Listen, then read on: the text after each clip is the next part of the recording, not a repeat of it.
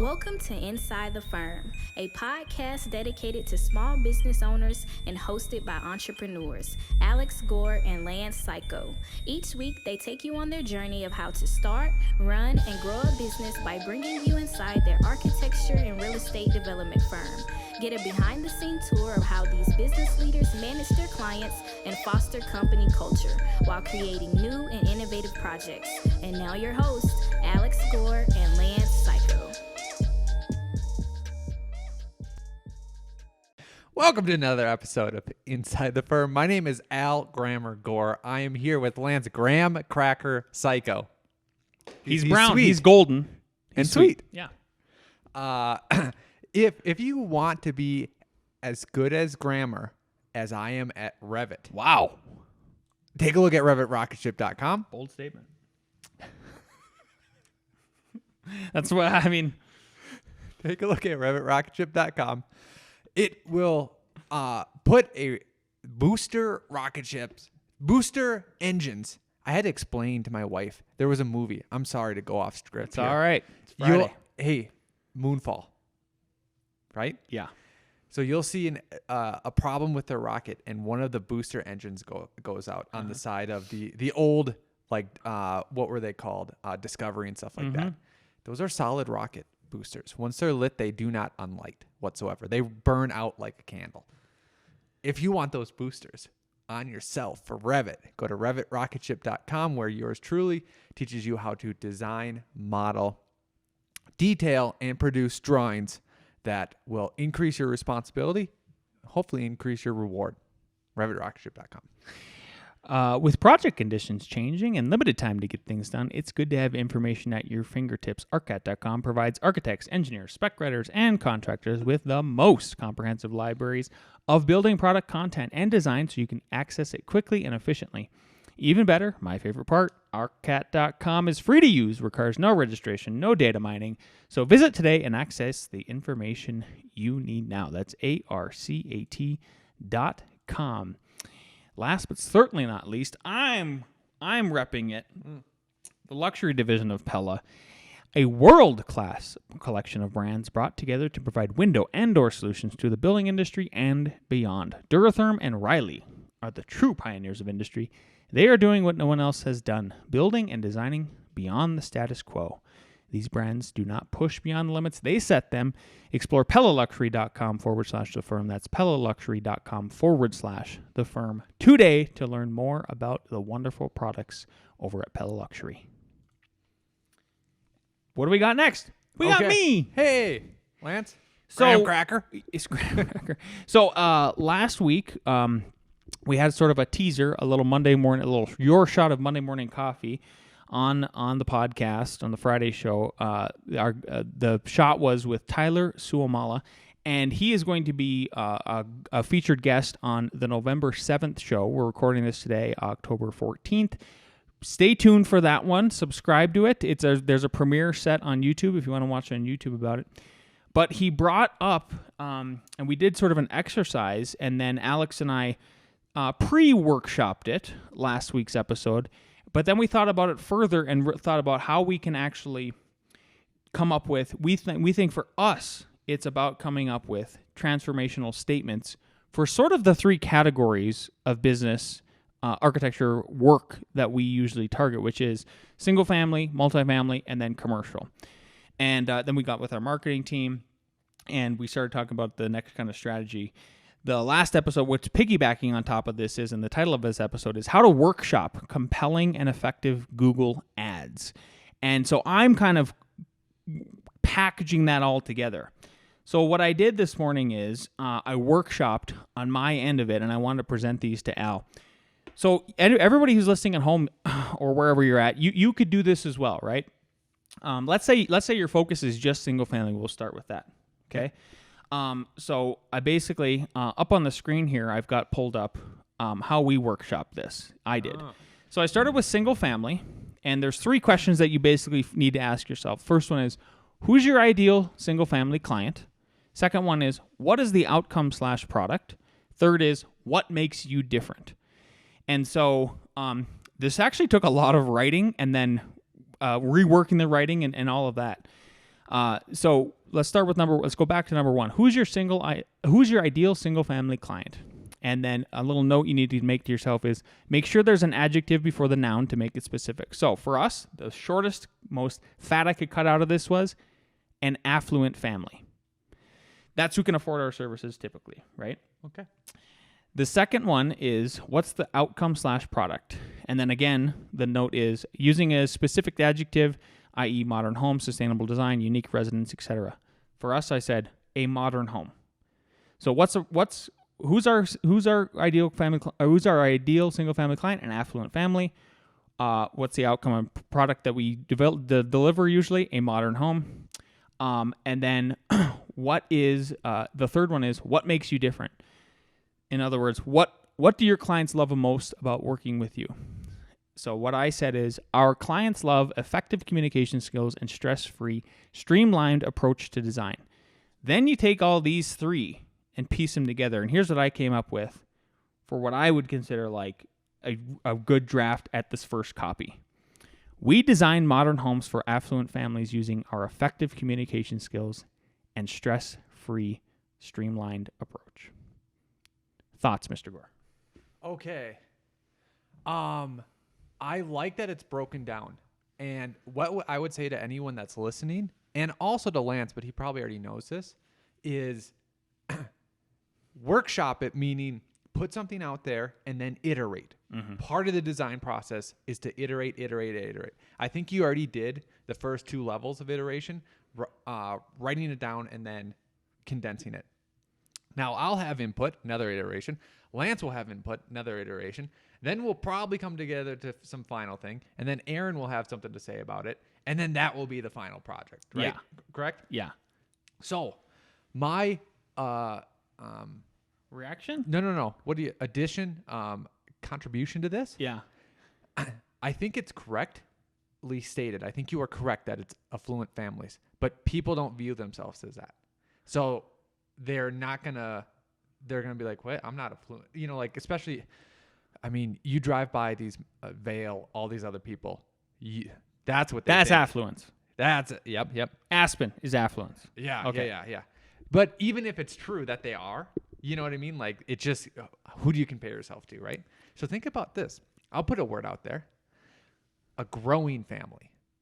Right, and that's what we had before. Yep. Okay. You could also, here's the thing. Growing in money, growing in size, growing in needs, growing in all sorts of different ways. Yeah. So here, I think, for me, here's what the crux of the issue is.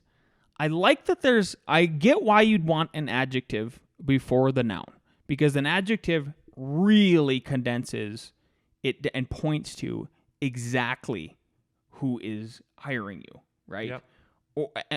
Or it just it's very specific. Let's say you took out the word affluent. And let me read this back to you then. Okay. So now what if it changes to we design modern homes for families using our effective communication skills and stress-free, streamlined approach. I like What is wrong with that? Because that's what I struggle with too, Al. I'm telling you. First it was a growing family. That was last week. Yeah. Then it was, and like, what if they're not growing? What if it is, look, Eastwatch is an excellent example. That was just a couple who is never going to have children. Yes, exactly. Retirees. Retirees. Like, are you still a family? Absolutely. Like, me and my wife, after our kids are going to be gone out of the house in literally 4 years. We'll have the last one out. Are we still a family? Yeah. It's like it's still me and my wife. We're a little family. So then I said like the next iteration that you didn't see, Al, that was behind the scenes this morning at like 5 a.m. was a high earning family, or like middle class family, even trying to get a little bit more generic. And it's like, what do you think about if it's just families? Yeah, I like that. I think that's a step in the right direction until we find something else. Don't let good be the enemy of perfect. Yeah. Okay. Could you do something for me? Because this is just stressing me out. What? And you can change it later. Where you have your 1, 2, and 3? Yeah. The things beside it, indent it. Like the things under it. Oh, I see what you mean. Just do a little tab like this. Tab. Yep. You like because that? then I can differentiate You like visually. that? Is that what you needed? That's what I needed. Okay. I needed that so much. And if you're watching on YouTube, I hope you're also going like screaming at the screen. Thank you, Al. I'm so happy. Yeah, I'm I so can do happy. Keep going. Okay. So we define. Yep. Okay. Now, Lance, help me workshop this one. Okay. We have craftsman house. We have farmhouses. We have undefined I have a word. houses. I have a word if you're Thank open you. to What's it. your word? Custom. Yes. Can we change this right now? Yeah, we can do that. Let's do. Okay, first of all, what are we in agreement on about the family part? Just put a blank. We have blank. I think just a family. Yep. But I would put a blank in there in case something comes up. I see what you mean. Okay, we're gonna workshop this. Yep. So a blank family. Yep. And then we designed custom. Yep. Custom homes. And then we can reblank this part down here, which is I'm taking out affluent again for blank. Okay. So the only thing I would say then, too, using our stress-free, streamlined approach, I think you could even condense it down because effective communication is stress-free and streamlined. It's not bad. I know. I did have it like this originally. Yep. And could you pull something up? Go to the on the line, please. On the line coming up. Go to som.com or whatever hopefully SOM has their own name. You know what? Skidmo's Let's own stop that because who knows what it's going to come up. So OM architecture. Architects. It's probably actually Skidmore owing. It is Ah, SOM.com. good for okay. them. Yep. Okay. Go to expertise. Got it. Now, click on any one of them. Let's do airports. Or they have residential. Go back to residential. Oh, did they really? Yep. Expertise. So this is kind of what we're talking about. Oh, yep. Scroll down. This is fine too. Then now they have pictures of it. This is how our page will be. They have residential somewhere in here. There it is. There you go. So this is what we could do something similar, but we're just like literally making in this blank space. That's where we'd put this. That statement. Yep. Okay. Now go back to your outline. Okay, back to the outline. Whoops, back to this outline. Yep. We design custom homes for families using our stress-free, streamlined approach. Yep. Now, what about the custom homes? Like great customer homes? Like, I get why modern was there. You know what I mean? Like, what's the benefit Of us with this statement? Yeah, does there need to be anything unique about it? Or is it just like the blank statement so people know? We design custom homes. Well, what if you did it this way, right? So like now if you're, okay. The whole idea with titling this episode was like, what did I say is the title again? 1 second. How to workshop compelling and effective Google ads.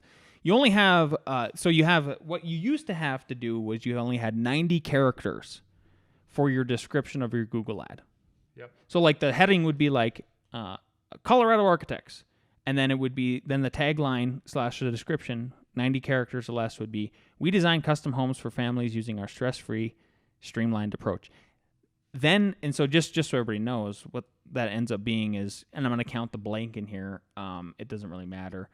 If I go to a word count, 87 characters. See what I mean? So then you can actually, in the Google ad, you can add another, they added this in 2020 or something like this. I looked it up today before the show. Yep. You can add another 90 character thing. What I'm getting at is like, let's say in the Google ad, you wanted to add something else. Because your question was like, was it why? Or I don't know. Like what can we add? Is there anything better than custom homes? I see. Yeah. Okay. But what I'm getting at is like, okay, should the second 90 character line expand on that? What about if you go to the web page? Should there be a little bit more of explaining like custom homes include blah blah blah, and then it expands a little bit about like here's why our streamlined approach is stress free. Yep. I'll give you one thing that maybe I'm looking for, and then we can move on to the next one because this is a process. And that's what we're getting to. KAA, who I interviewed, which will be great. They design biophilic homes, connecting with nature and all that. These guys? Yep. And as you can see, I don't even know if they state it. I just know it's in their book. I know what we talked about. Scroll down, see if they say it like this. And this then connects everything that they talk about. What's weave is a word that's on there, and talking about weaving with nature, sculpting it, right? Sculpting it with nature, and all that. And then it exposing the elements of a home. So it is its own design filter, essentially. And maybe this is more like the residential page that we want. Mm-hmm. You know what I mean? Just with these bold points and stuff like that. Because none of the houses are exactly the same. They're just all this high quality approaches, modern stuff like that. So that's just something for other people to think about and for us to think about. Okay, let's go on to multifamily. So I just changed some words around. Who's your ideal multifamily client? Again, make sure there's an adjective before the noun. This one I feel a little bit more strong about the adjective and keeping it. So my answer was an experienced developer. Yep. So to expand on it a little bit is we've worked with inexperienced developers and we've worked with experienced developers. An experienced developer, first of all, their expectations are set in the right way. They know what they're up against to get their project through the city. Al just did a presentation with an experienced developer in the city in Longmont, Colorado, where we have a big development we're working on. You could see why it made a giant difference of why it was so important to have an experienced developer on board, the way he was interacting with the public, the way he was trying to reassure the public, the way and his expectations and flexibility with having to flex the project. Yep. Okay. Number 2, what's the outcome / product? Again, using specific adjectives, blah, blah, blah. My answer was a modern multifamily development. You could again say custom if you wanted to, right? Or just a multifamily development. But the adjective, again, like, are we getting, I guess you could say the adjective would be, if you got rid of modern, you could say the adjective is multifamily because you're just describing development, which is a noun, right? Yeah. Number 3, what makes you different? And then what I said is our clients love our effective communication and complex problem-solving skills. The reason I shifted over to that was multifamily and these larger developments they absolutely require, number 1, complex problem-solving skills.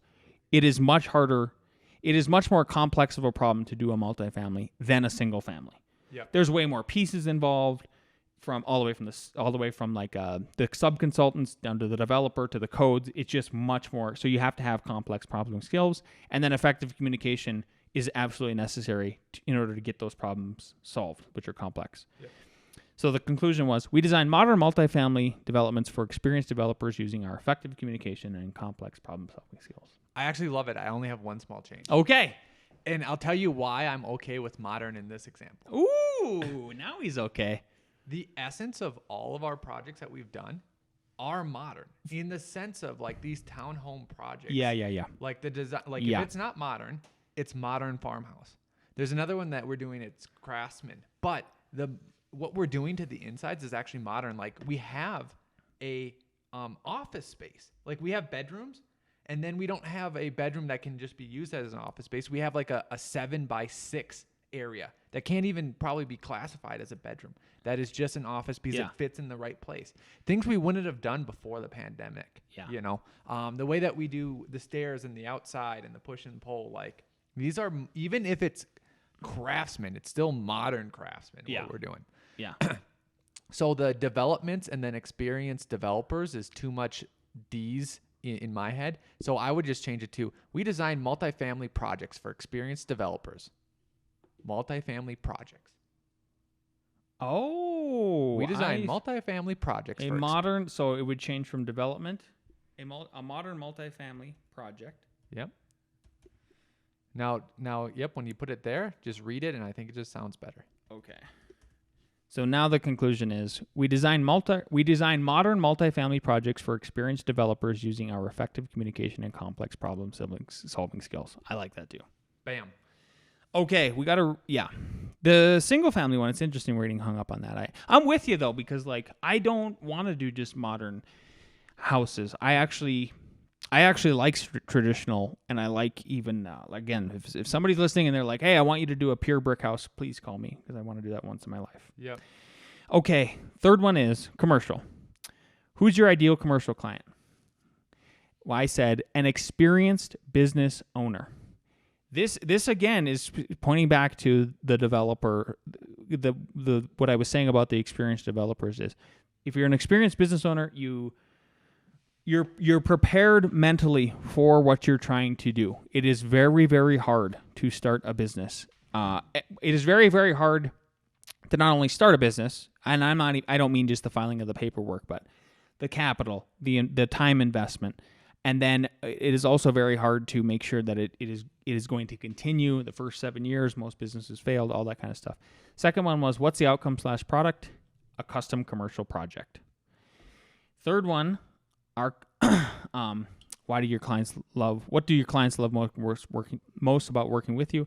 Our clients love effective communication skills and stress-free, streamlined approach to design. As a whole, we design custom commercial projects for experienced business owners using our effective communication skills and stress-free, streamlined approach. I like it. You like that one? Yeah. Yeah. All right. I think it's just back down to the single family again. And the only thing that's catching me is because we're so nuanced in that area. Like we have so many different nuanced projects from stuff like that. So yeah, that's what's getting me. Yeah. All right. What do you got? Okay. I have a couple warnings and then maybe a piece of good news.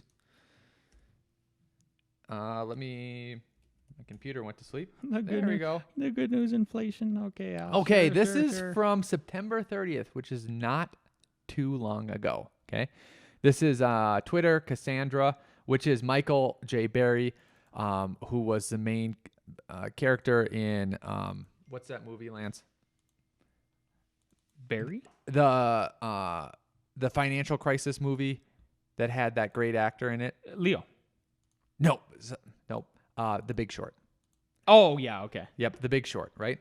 Okay. Here's what he said just about a week ago or 2 weeks ago. This morning, there were still 218 primary stock listings in the United States with a market cap of over $1 billion and an EBITDA, which is earnings before tax, all that nonsense, less than negative $100 million. 29 of them had market caps over $10 billion, totaling $655 billion. Saying it again, all in all caps, the silliness must go. Wow. So if you're going to have a market cap of $100 billion, even if you're at the stock market, like your valuation should still be in the positive. If you're using 8 or 10, which is kind of low, you should still be making 100. Your EBITDA should be 100 million plus, not 100 million negative. Second thing, I was just talking to a developer yesterday, October 13th, and he was asking me some questions about fire rules for this specific city. He said, I'm one of the last people still interested in deals. And I wasn't even expecting that offhanded comment because I know from this developer, I was talking to him, who knows, 6 months ago, years ago. And I said, how do you find land deals, blah, blah, blah. He goes, oh, there's not a, mid to major land deal that goes through in the state that I'm not aware of. He goes, it's always brought to my desk. I let people know. I look at every one of those mid to major land deals.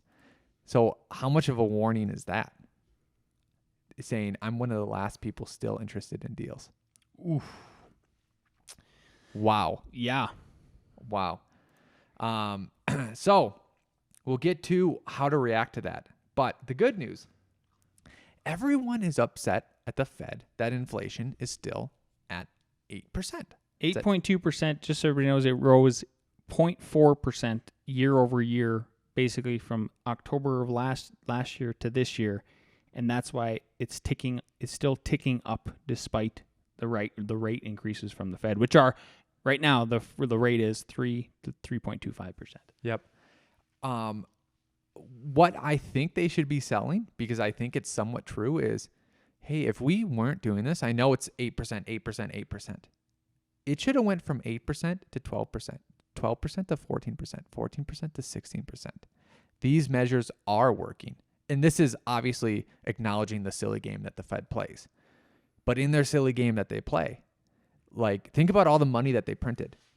Mm-hmm. These numbers should be at 15, 16, 17, Pepsi 18. reported 17% year over year. Yep. And the only reason why I don't think they're saying that is because they said, well, if you're saying that now, why did you tell us it was transitory? You know what I mean? Like, if you're predicting that it would. But the truth is, they probably should be that high if the Fed wasn't doing their stuff. It probably would have continued to skyrocket. Mm-hmm. Anyways.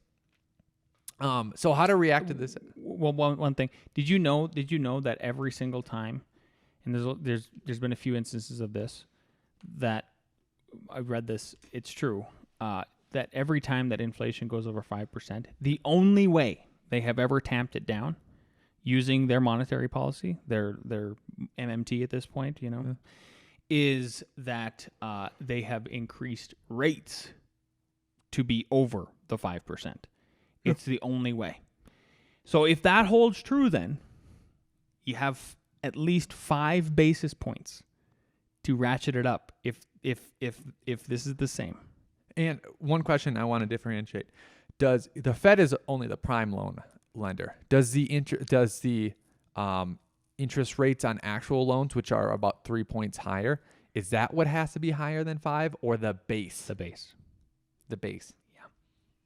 So I wrote. Well, in the 80s and 90s, it was 16% interest rate. The Fed went up to the Fed. Yeah, 70s you mean, right? Early 80s, late 70s. No, there was another time in the 90s. Anyways, doesn't matter it doesn't matter the specific time. Yep. So that's a fact. Yep. Okay. Now I want to give you a framework. And Lance, we can workshop this, but I'm going to use generic numbers for people, right? About when you should decide to grow, mean higher, and when you should retract, mean lower, basically what you're spending on, and that might even be on your personnel as well, right? So I'm going to basically, if you want to grow, you need to have a good understanding of your backlog. And Lance and I are putting this together. I'm starting to add in projects that we're already doing, meaning how much accessible projects in dollars amount do you have that you can actually execute on, right? So imagine for a month, making up numbers, that your firm needs $100K to survive, right? And your accessible backlog is 120. Oh, great. That means, that's a little bit more, but if you could essentially execute that work with a 20% profit, right? What can you actually accomplish, right? And here's the nuance. Like, let's say you could bill at 120, right? But it only costs you 100 to do all that work. Now you're 20% profit, right? So what is your backlog? And if it exceeds that, let's just say 120 for over 3 months, by the second month, you should be, hey, in this third month, should we pull the trigger to start looking for someone? And what's that number? Is that number, for us, it might be, if you get to a certain size, if that exceeds by what it costs you to have a person, meaning not only their wages, but all their overheads, let's pretend it's 10K. So let's say your backlog for 3 months is steady at 130. Well, you could execute that. And let's say it's 8K per person. So then you have a 20% profit. Like, oh, why aren't we taking advantage of this extra 10K we could bill out a month? Does that make sense? It does, yeah. Yep. So basically in week 2, in month 2, you should say, let's start planning. Do we have an updated job description? Do we know where we're going to do stuff? Maybe then in month 2, after the mid-turn week, you can actually turn it on because it will start to get people, interested. And that's actually kind of like a slow approach. Yeah. If you think about that, that's 3 months. And then probably at the end of the 4th month, you'd actually hire, right? Mm-hmm. Just because it takes people time to do the interviews and do things like that, right? So that's one strategy. How do you go the other way? Let's say you need $100K again to run your firm. Let's say you go down and you're only billing out 90. And let's say it's 10K per person and you do that for 3 months. The first month, you should have an eye on it. You should be like, wait, is this just an anomaly? Maybe it's the summer, everyone goes on vacation. Maybe it's winter and everyone's on holiday break or something like that, right? The second month, this is how you should make it real for you. Who are you going to lay off if you've already cut expenses? Like, what is the name of that person? Because that's going to light a fire in your butt and be like, maybe I should get more work. Maybe we should be, maybe we should be billing out. Like, what's the name of that person? That's huge. Yeah. And then the third month, you need to decide if this is a trend that's going to continue or not. Yeah. That seems like a very, even though the complexity to get there is, it takes a lot of time and effort, but I like that approach on both ends of it because at least you're trying to forecast into the future a little bit. Yep. At it with a methodical approach. And that means you should easily have in your bank account enough for 3 months at whatever you determine. Is that 10K? Is that 20K? Whatever your metrics is going to be so that you can weather that. So it's just not like an immediate, this month we lost 10K, we have to fire someone. No, you can't do that. You have to base it off of trends. Yeah. Well, speaking of the future, our good friend Marcus Aurelius coming back to the show, doing a little read for us. Right? Love it. He identifies as a ghost. Never let the future disturb you. You will meet it, if you have to, with the same weapons of reason which today arm you against the present. Just the wordsmithness of all of this. We lost that because at night, instead of conversating and then getting clout through that way, we watch Netflix. Guilty. Yeah. Guilty. What do we got next, Al? ARE Jeopardy. Let's bring down the team.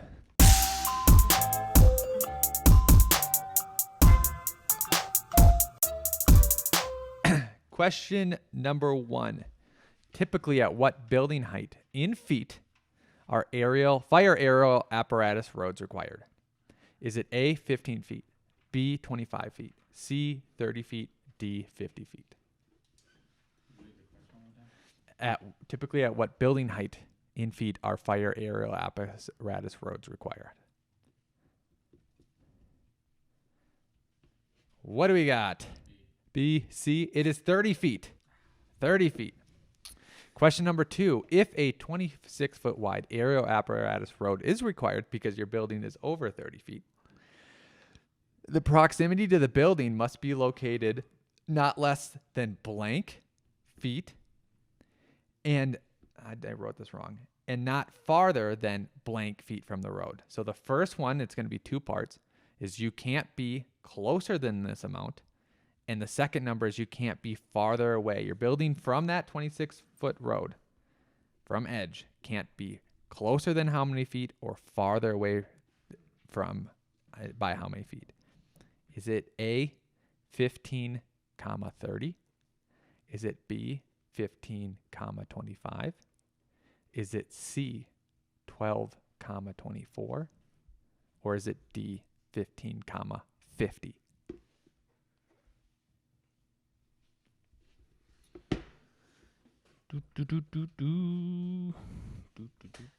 The correct answer is A, 1530. What do we got for scores? 1 and 1. Number 3, this type of easement is used when it is required for 2 private owners to use a strip of land between 2 houses which has a property line running in the center. Is it A, joint easement, B, party wall easement, C, condemnation easement, D, historic facade easement? Wow, Jason on the, yep. You went A? Correct. The correct answer is A. Okay, 2-2. Number 4, this type of easement is an easement for public good, as in the case where required for a street highway, railroad right-of-way, or for a telephone or electric power line? Is it A, joint easement, B, party wall easement, C, condemnation easement, D, historic facade easement? I see your face over there, Tyler. Little surprised. The correct answer, C. We're tied 3-3. Good thing we got that tiebreaker. Greshatech coming up to the plate here.